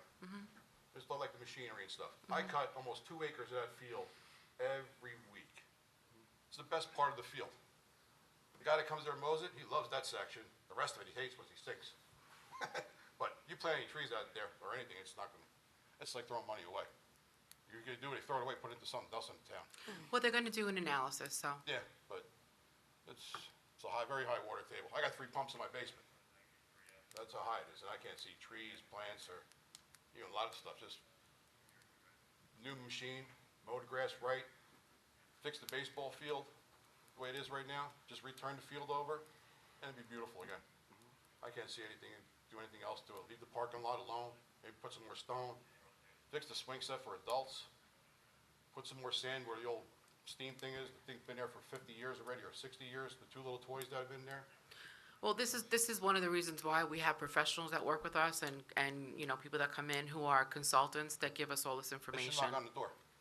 They should knock on so many people's doors that have been living there for long enough time instead of, We just sent questionnaire out to 300 people that lived around there, Right. and, I didn't see anything. That's true. I didn't see anything until just last week, a letter for this. That's it.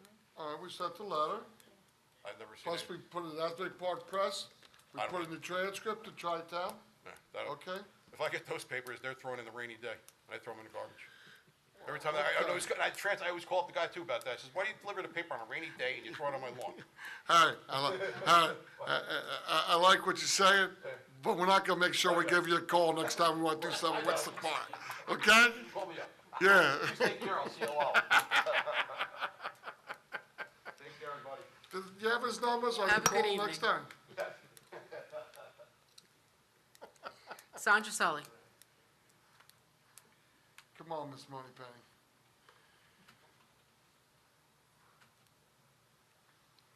Sandra Solly, Birdsall Road, Farmingdale. I want to ask some questions about actions that you've taken prior. Bond ordinance 1725 for $8 million. And various improvements to township buildings, including but not limited to. So what I want to ask is there a difference between repair, maintenance, and improvement? Depends what dictionary you pick up. Well, I'm just asking. Because if you improve something, you make it better. But if you're finishing it, that's not an improvement. You're finishing it. Could be an improvement. The Office of Emergency Management, I think I heard a figure of 200,000 at a prior meeting. And I was in the meeting when this ordinance resolution was initially started in 2003. And at the time, the mayor did not want to go forward with it because of the cost, 200,000. And the manager clerk said, oh no, it has to go forward, the money's already there. And then he said, it'll be done in-house and it'll be good, or better. I can still hear the words, it'll be better. Then I hear the words from a month ago or so, that it can't be done in-house because you don't have the staff to do the work. So now it has to be done with outside help. But I think I heard the figure 200,000. So if you're gonna spend $200,000 on a building that was originally paid for, 200,000, 13 years ago, and nobody can raise $30,000 to fix the chimney at the Mackenzie, I think that some of this 200,000 that's gonna go to the emergency management office should go to the Mackenzie chimney. And then, on here, for 700,000, you're gonna do dredging at Aldrich Lake, replacement of the Bear Swamp Dam, and West Farms Road sidewalks with total appropriation of 700,000. And then the interest is gonna be 399,000. That's a lot of money to borrow $8 million. And I know the senior citizens from the developments have been here and asking you to please keep the tax rate down. So I'm looking at this money that you're spending, and I'm asking about the DPW. New roof, new septic, new island, and I think it's gonna be like $1 million. And then I see other figures on here from August 15th meeting, the agenda. It says, authorized awarded contract DPW septic system, $97,700. Is that from the $1 million that's gonna do the roof and the workers' break room and the other stuff, or is this extra money?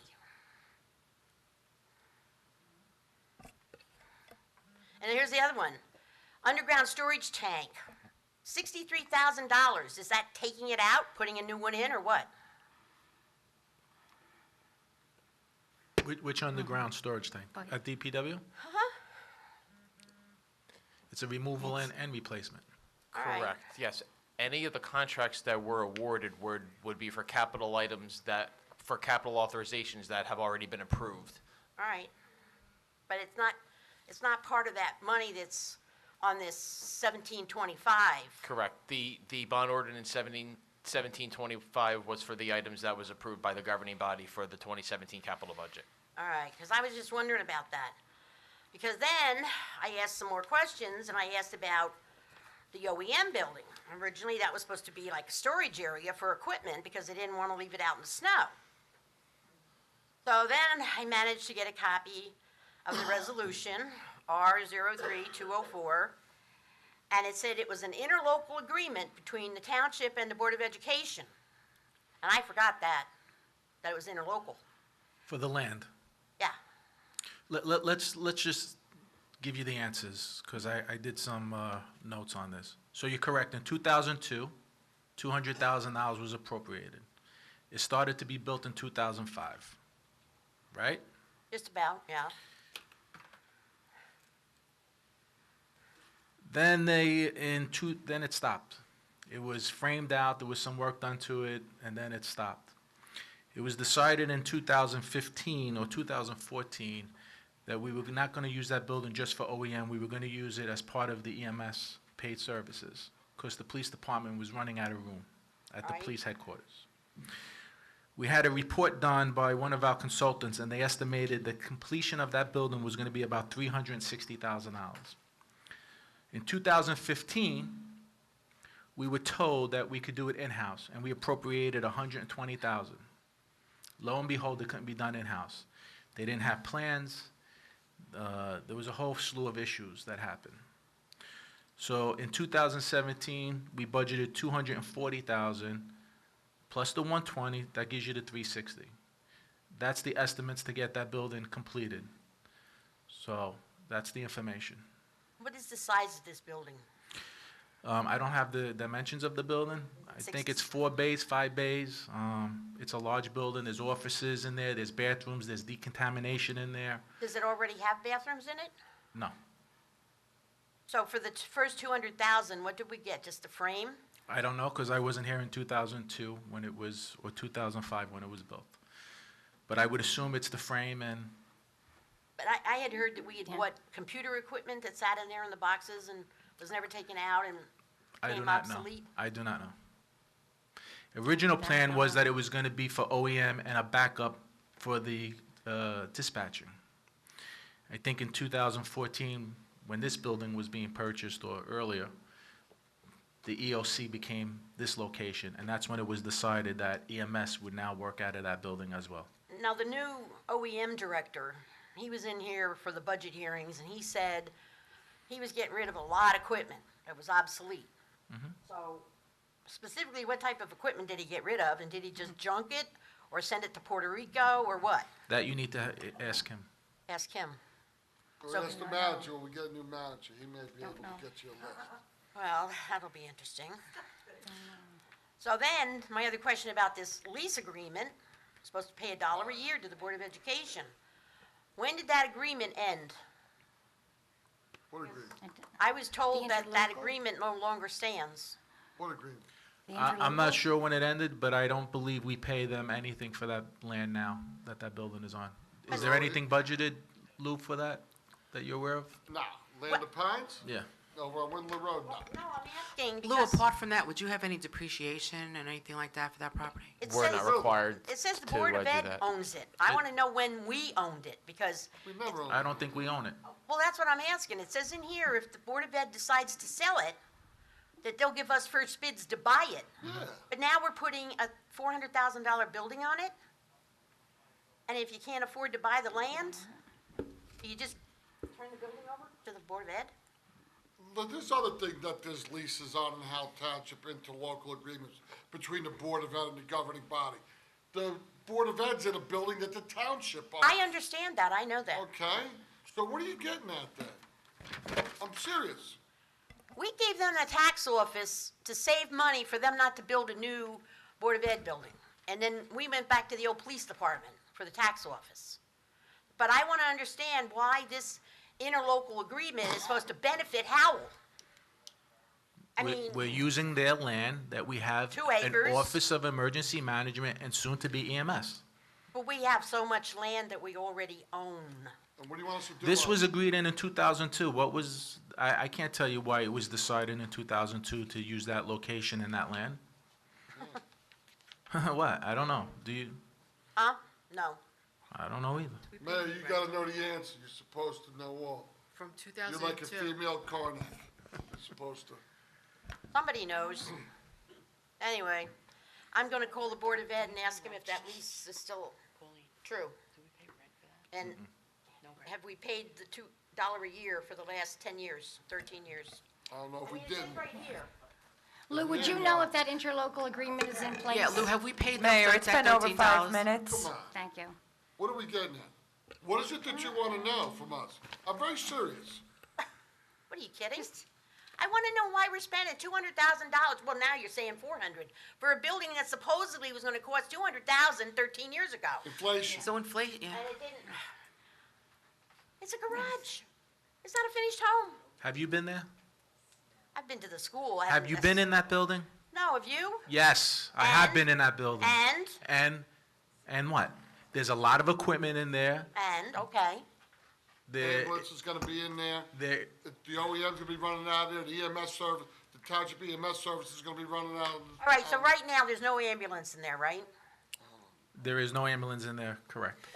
I'm not quite sure that, I'm sorry, I don't mean, No, that's all right. no disrespect, but I'm not quite sure that's currently relevant. I think what's relevant is that we want to fix the building so that we could put equipment, which we've purchased for a lot of money, in there so that we keep that equipment, those ambulances, et cetera, in good working condition.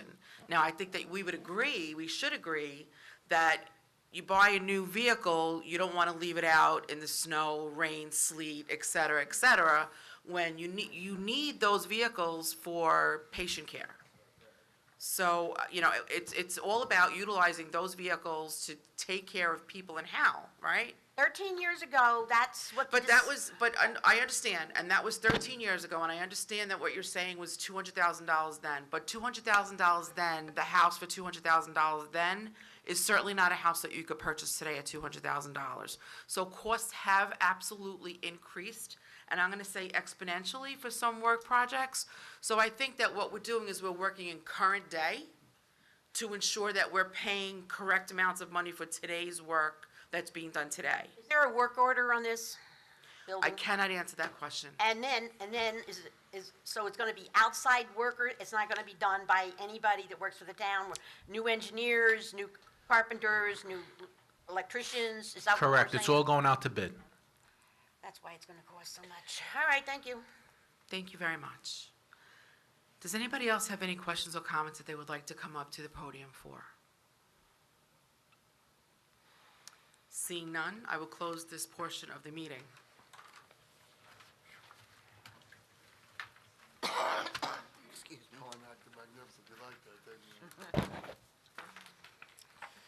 We do have some resolutions. Lou's wondering who's calling that. Am I? That was from Johnny Carson. You don't have to, it should be right there in your book. Yeah, 17. okay.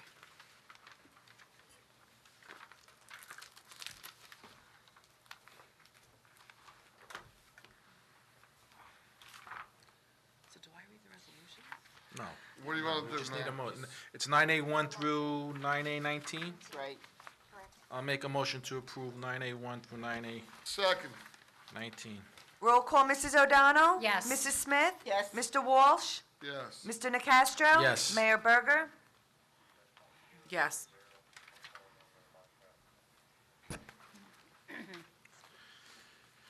Two public hearings on ordinances.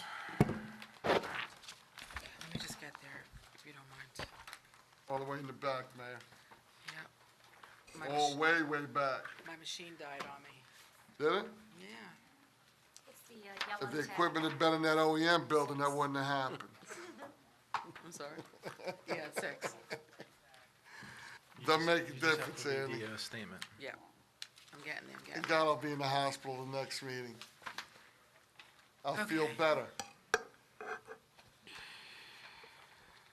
Ordinance number 0-17-29, introduced and passed on first reading on 8/15/17 and published according to law, is now being taken up for further consideration and public hearing. Affidavit of publication of this ordinance in the Asbury Park Press issue of the 8/18/17 is submitted and is noted that a copy of the ordinance has been posted on the bulletin board of the municipal building, and that copies are available to the general public upon request. Title of ordinance, an ordinance of the mayor and council of the Township of Howell, County of Monmouth, State of New Jersey, granting consent to New Jersey American Water Company, Inc., to permit the construction, expansion, and maintenance of sewer infrastructure facilities on public and private property, specifically Block 135, Lot 26, which will be subdivided and known as Lot 26.01, referred to herein as Lot 26.01, in the Township of Howell. I'd like to open this up for public discussion.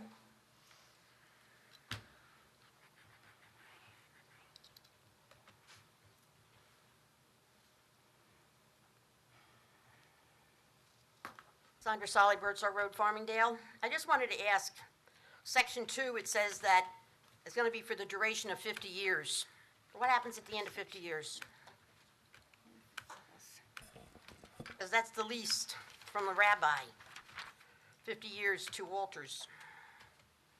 So what happens to the water, New Jersey American, at the end of 50 years? I'm sure they'll come back to the township as that deadline approaches to extend it if that development is still in existence.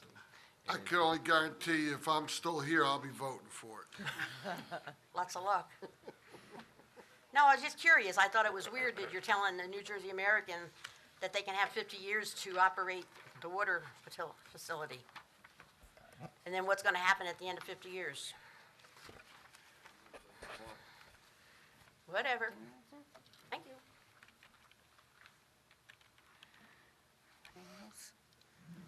I'd like to know the answer, man. Given my age, I won't be here in 50 years, so I can't answer that question. Ordinance number, Now you gotta close the meeting. oh, Is it open? are there any other discussions for this topic? If not, seeing none, I will close the public portion of this meeting and go to the next ordinance. Motion that ordinance number O-17-29 be finally passed and adopted, and that notice of its passage and adoption be published in the 9/8/17 issue of the Asbury Park Press by reference to its title only. Second. Roll call, Mrs. O'Donnell? Yes. Mrs. Smith? Yes. Mr. Walsh? Yes. Mr. Nacastro? Yes. Mayor Berger? I mean, yes. Ordinance number 0-17-30, introduced and passed on first reading on 8/15/17 and published according to law, is now being taken up for further consideration and public hearing. Affidavit of publication of the ordinance in the Asbury Park Press issue of 8/18/17 is submitted and is noted that a copy of the ordinance has been posted on the bulletin board in the municipal building, and that copies are available to the general public upon request. Title of ordinance. Ordinance authorizing the leasing of certain capital equipment by the Township of Howell, New Jersey from the Monmouth County Improvement Authority and the execution of a lease and agreement relating thereto. I would like to open this to the general population, if you please come up.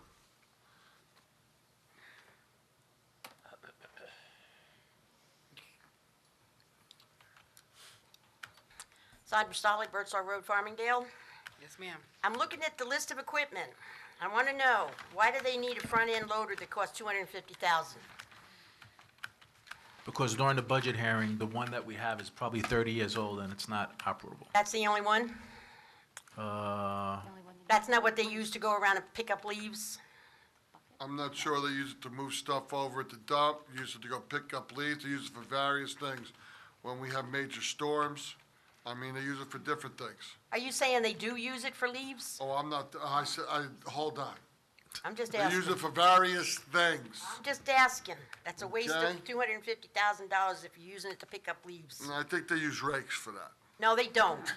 Sandra, at budget time, they come in and they give you a thorough explanation as to why they need Evelyn, something. I've been going to budget meetings for 10 years. I know. Thank you. You're welcome.